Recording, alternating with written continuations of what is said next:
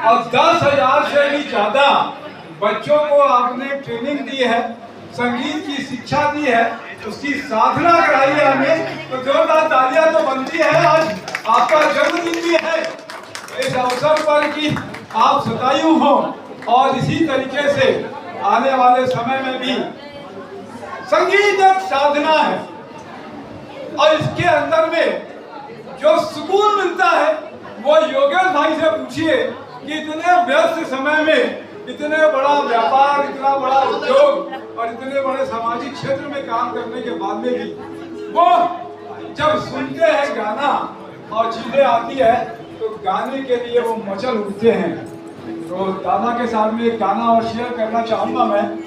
स्वच्छ भारत अभियान चल रहा था, नया शुरू हुआ था, तो छत्तीसगढ़ी में हम लोग को एक गाना बनाना था।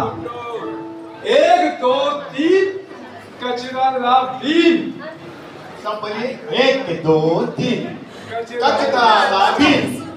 1 2 3 कचरा ला बीन।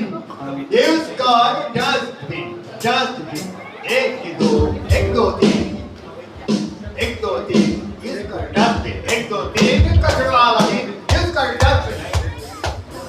कचरा ला बीन, कचरा से होते गंदगी,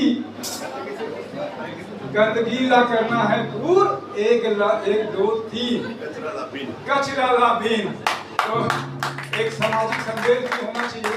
बताइए वो दादा आप, और इसी तरीके से नए नए बच्चों को, नौनिहाल को संगीत की आप शिक्षा देते रहें।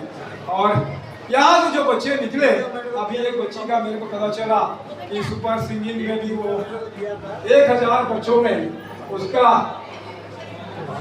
60 बच्चों में रैंक आया। लिटिल चैंप सारेगामापा में 7 में रैंक आया। देश दुनिया में नाम रोशन करे। आप तो नाम रोशन करते ही हैं, और आपके स्टूडेंट्स हैं वो भी नाम रोशन करें, यही दुआ करता हूँ। आपने बुलाया इस अवसर पर, मुझे याद किया, बहुत अच्छी बात है। मैं कपिल जैन, हमारे साथ में नरेंद्र ठाकुर भी हैं, तो उनका धन्यवाद। जय जोहार, जय छत्तीसगढ़। छत्तीसगढ़िया सबले बढ़िया। मैं भी छत्तीसगढ़िया हूँ।